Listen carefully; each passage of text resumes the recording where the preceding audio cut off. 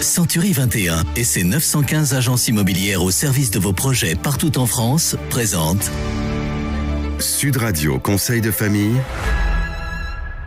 C'est l'heure de retrouver Conseil de famille. Bonsoir Stéphane Moller. Bonsoir Philippe Rossi. Bonsoir à vous Stéphane, vous êtes associé au sein du cabinet VIA et nous nous retrouvons chaque soir pour parler finance, immobilier, droit de la famille, en fait pour parler de gestion de patrimoine. Aujourd'hui nous allons répondre à Alexandre qui souhaite investir dans un bien immobilier classé monument historique. Que pensez-vous de ce type d'investissement ? Eh bien l'investissement immobilier dans un immeuble classé monument historique est souvent utilisé comme un très puissant outil de défiscalisation. C'est quelquefois une bonne solution pour les contribuables dont la tranche marginale d'imposition dépasse largement les 41% et souhaitant réduire leur fiscalité. Mais il ne faut pas céder au seul attrait fiscal et vérifier toujours plusieurs éléments avant de se lancer dans ce type d'opération. Alors, dites-nous de quoi il s'agit exactement. Alors en fait, il s'agit d'un dispositif créé il y a plus de 100 ans visant à promouvoir la réhabilitation ou la restauration du patrimoine immobilier français.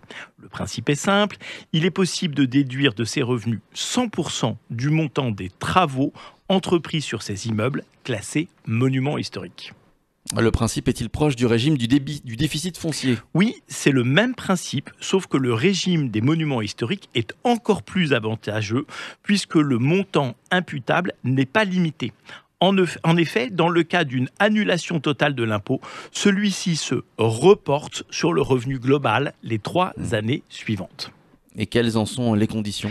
Alors tout d'abord des conditions d'agrément. Les immeubles potentiellement concernés sont les immeubles classés monuments historiques, les immeubles de patrimoine national bénéficiant d'un label conféré par la Fédération du patrimoine.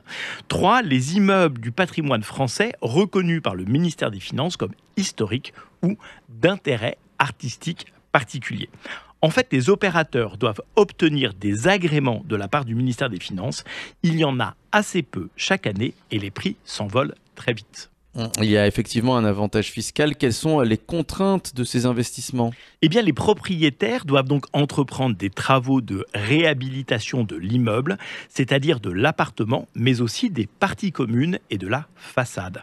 En cas de mise en location, le bien doit être loué à minima 3 ans et conservé au moins 15 ans. Les charges foncières et déficits fonciers s'imputent sur le revenu global sans limitation. Donc l'investissement n'entre pas dans le plafond des niches fiscales. Des points d'attention ? Oui, si ces biens d'exception ont un prix de revient souvent très élevé, ils peuvent être difficiles à revendre pour leur prix d'acquisition. En fait, il faut avoir en tête que l'investisseur qui a fait les travaux a bénéficié d'une réduction d'impôt qui rend le bien très attractif pour lui, mais qui ne sera pas le cas du second acquéreur. L'attrait doit être fiscal, mais il doit probablement aussi être de posséder un morceau du patrimoine historique. Sinon, à long terme, on risque sans doute une forte déconvenue. Merci Stéphane, j'espère qu'Alexandre aura trouvé sa réponse. Et si comme Alexandre, eh bien, vous avez des questions, vous pouvez prendre contact avec les équipes de VIA, Conseil de famille à retrouver en podcast sur notre site sudradio.fr et puis vos questions sur le site de Conseil de famille, conseil avec un s-2-famille.com. À demain Stéphane. À demain Philippe. C'était Sud Radio Conseil de famille. avec Century 21 et ses 915 agences immobilières au service de vos projets partout en France.